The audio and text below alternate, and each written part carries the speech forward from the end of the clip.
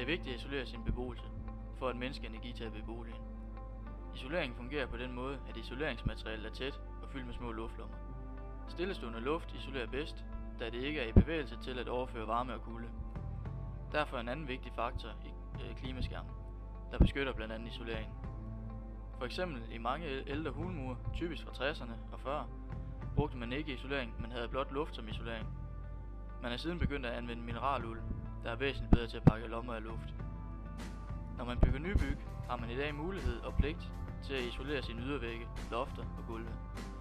Der bliver kun strengere krav med henblik på at opnå delmål for energiforbrug.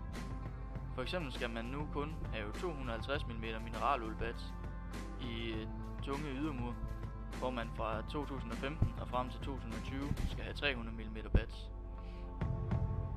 Muren er en stor del af klimaskærmen.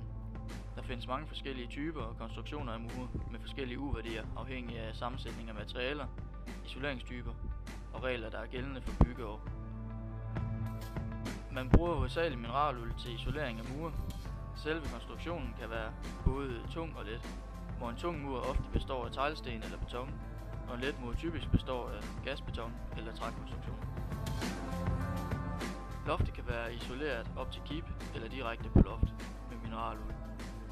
I ældre boliger var det typisk ingen eller et tyndt lag isolering, hvor man med stor gavn nemt kan efterisolere. Da varme stiger op fra selve beboelsen, er der et stort varmetab gennem et uisoleret loft. Bygger man i dag, skal man have 400-500 mm isolering, hvorimod man skal have 500 mm i 2020. Rundt om vinduer, døre og ved fundament vil man have et linjetab. Det er en kuldebro, der dannes, fordi det er svært at isolere tilstrækkeligt disse steder, hvor isoleringen grænser til fast konstruktion. Linjetabet er forskellig alt efter konstruktionsmaterialet og kuldebroafbrydelsen. Vi har lært at opmåle klimaskærm på en bolig til brug af energiberegninger. I forbindelse med energiberegninger vurderer vi besparelser i effekt og pris. Derudover medregner vi i investeringsomkostninger og tilbagebetalingstiden med, og vurderer hvorvidt det er rentabelt.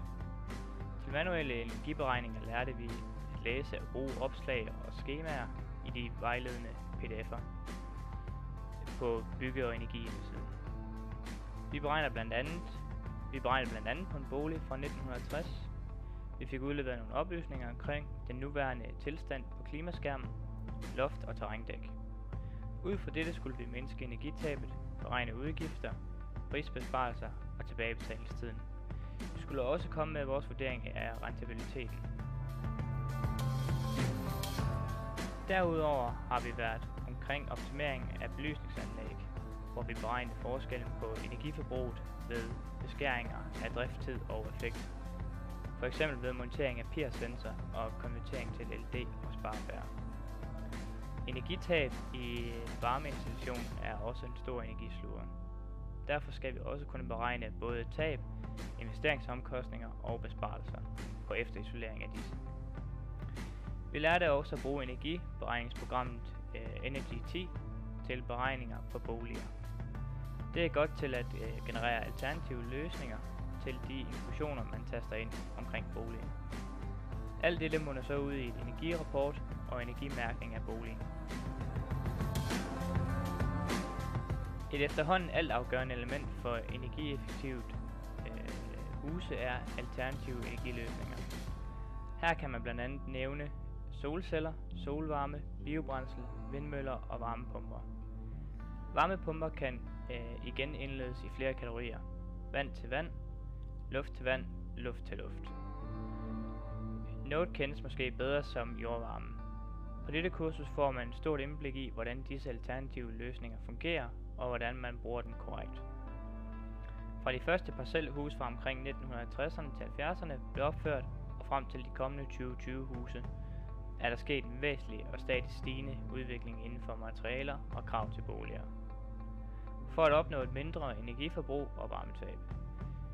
Dette har medført en stor udvikling inden for grønne alternativer, og vores beregninger viser, at det faktisk godt kan betale sig at investere i selv de små optimeringer. Så det er bare at komme i gang.